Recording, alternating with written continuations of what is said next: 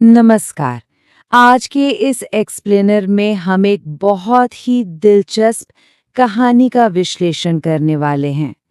Motivational dot page से ली गई ये कहानी दिखने में तो बहुत छोटी और साधारण सी लगती है, लेकिन यकीन मानिए इसमें इंसान की मानसिकता और हमारे रोजमर्रा के व्यवहार का एक बहुत गहरा सच छिपा है।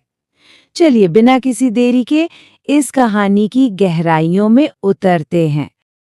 लेकिन आगे बढ़ने से पहले जरा इस एक सवाल पर गौर करते हैं। इंसानी फितरत की ये कैसी अजीब सी विडंबना है कि हम किसी भी खुशी या हंसी को तो बहुत जल्दी पीछे छोड़ देते हैं, लेकिन अपने दुखों को, अपने आंसुओं को पकड़े रहने में हम इतनी जिद क्यों दिखाते हैं। मतलब एक ही खुशी हमें बार बार नहीं हंसा सकती, लेकिन एक ही दुख हमें 100 बार रुलाने की ताकत रखता है। आखिर ऐसा क्यों? यही वो कॉन्ट्राडिक्शन है जिसे ये कहानी बेनकाब करती है। चलिए अब सीधे असल कहानी की तरफ बढ़ते हैं। हमारे सामने मोटिवेशनल डॉट पेज पर छपी वो मूल हिंदी कहानी है जिसका आज हम विस्तार से विश्लेषण कर रहे हैं। ये बस चंद लाइनों का एक छोटा सा टेक्स्ट है, लेकिन सच कहें तो इसकी बनावट इतनी शानदार है कि जिंदगी को देखने का एक पूरा का पूरा नजरिया बदल सकती है।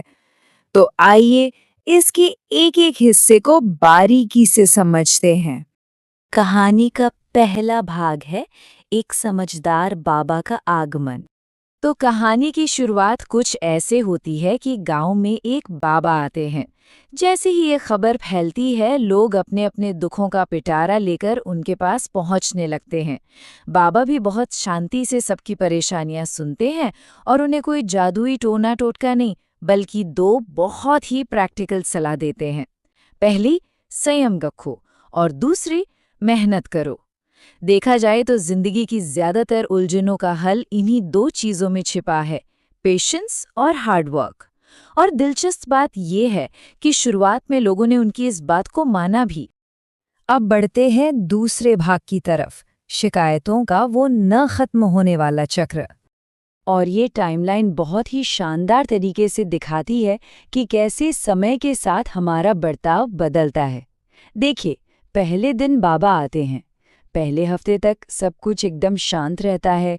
लोग संयम और मेहनत वाले फॉर्मूले पर चल रहे होते हैं। पूरा 1 महीना ऐसे ही शांति से कट जाता है। लेकिन जैसे ही दूसरा महीना लगता है, कहानी में एक ट्विस्ट आता है। लोग फिर से उन्हीं पुरानी समस्याओं को लेकर बाबा के पास शिकायत करने पहुंच जाते हैं। यानी वही पुरानी परेशानियां फिर से दिमाग पर हावी हो गई और शिकायत करने का वही पुराना लूप वापस शुरू हो गया। अब यहाँ आकर सिचुएशन थोड़ी सी ट्रिकी हो जाती है। बाबा नोटिस करते हैं कि लोग एक ही बात को पकड़कर बार बार दुखी हो रहे हैं। कहानी में लिखा है कि बाबा ने सोचा कि कुछ करना पड़ेगा, और सच में ये एक टर्निंग पॉइंट है। बाबा को ये रियलाइज हो गया था कि अब सिर्फ बातों से या उपदेश देने से काम नहीं चलने वाला। इस बार बार शिकायत करने वाली आदत को तोड़ने के लिए कुछ आउट ऑफ द बॉक्स और बिल्कुल प्रैक्टिकल तरीका अपनाना ही होगा। और यहीं से शुरू होता है कहानी का तीसरा और सबसे दिलचस्प हिस्सा, 3 चुटकुलों का प्रयोग। चलिए देखते हैं कि ये एक्सपेरिमेंट कैसे आगे बढ़ता है। बाबा ने गांव वालों को एक पेड़ के नीचे इकट्ठा किया। पहले स्टेप में उन्होंने सबको एक बड़ा मजेदार चुटकुला सुनाया। रिजल्ट क्या रहा? कहानी के मुताबिक सभी लोग जोर जोर से हंसने लगे। सब खुश थे। फिर दूसरे स्टेप में कुछ देर बाद बाबा ने एक बिल्कुल वही चुटकुला दोबारा सुनाया। इस बार रिएक्शन थोड़ा फीका था, बस कुछ ही लोगों के चेहरों पर स्माइल आई।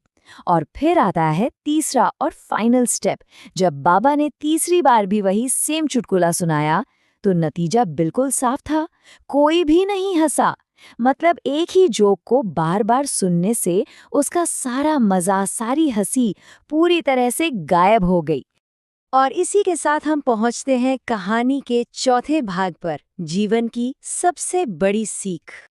अब इस स्लाइड के बारे में जो सबसे दिलचस्प बात है वो ये है कि ये इंसान के दो बिल्कुल ऑपोजिट बिहेवियर्स की तुलना करती है। एक तरफ देखिए, हम एक ही चुटकुले पर बार बार हंसने में पूरी तरह से फेल हो जाते हैं। हंसी एक या दो बार में ही छूमंतर हो जाती है। लेकिन दूसरी तरफ हम एक ही प्रॉब्लम को लेकर बार बार रोने, चिंता करने और शिकायत करने में एकदम माहिर हैं। ये कॉन्ट्रास्ट सच में सोचने पर मजबूर कर देता है कि हमारा दिमाग नेगेटिव चीज़ों को इतनी मजबूती से पकड़कर क्यों रखता है। तो यहाँ सबसे अहम बात ये है कि बाबा ने मुस्कुराते हुए जो जवाब दिया वो इस पूरी कहानी का सबसे पावरफुल हिस्सा है। उन्होंने कहा, जैसे तुम बार बार एक ही मजाक पे हंस नहीं सकते, वैसे ही एक ही समस्या पे बार बार रो क्यों रहे हो। ये एक लाइन सीधे हमारी उस सोच पर चोट करती है जहां हम अपनी परेशानियों को एक लूप में चलाकर खुद को ही टॉर्चर करते रहते हैं। ये सवाल असल में एक बहुत गहरी सेल्फ रिफ्लेक्शन की डिमांड करता है। इस पूरे वाक्य से जो बिल्कुल सीधा और स्पष्ट निष्कर्ष निकल कर आता है वो बस इतना है कि चिंता करने से समस्याओं का समाधान नहीं होता। बाबा का ये एक्सपेरिमेंट यही साबित करता है कि जिस तरह एक ही जोक बार बार सुनने से उसकी कॉमेडी खत्म हो जाती है, ठीक उसी तरह एक ही प्रॉब्लम पर बार बार रोने या स्ट्रेस लेने से उसका कोई नया हल नहीं निकल आता। ये सिर्फ और सिर्फ हमारी एनर्जी और टाइम को बर्बाद करता है। इस पूरे विश्लेषण को खत्म करते हुए एक आखिरी सवाल है जो हम सबको खुद से जरूर पूछना चाहिए। क्या अब वो वक्त नहीं आ गया है कि पुरानी समस्याओं को हर बार एक नई ट्रेजेडी की तरह ट्रीट करना बंद कर दिया जाए? जब ये बात एकदम साफ है कि एक ही जोक बार बार हंसी नहीं दे सकता, तो ये समझना भी उतना ही जरूरी है कि एक ही दुख को बार बार दोहराने से भी कोई सल्यूशन नहीं मिलने वाला। उम्मीद है कि इस एक्सप्लेनर से इस कहानी के पीछे का वो गहरा अर्थ एकदम साफ हो गया होगा। हमारे साथ इस सफर में जुड़ने के लिए बहुत बहुत शुक्रिया।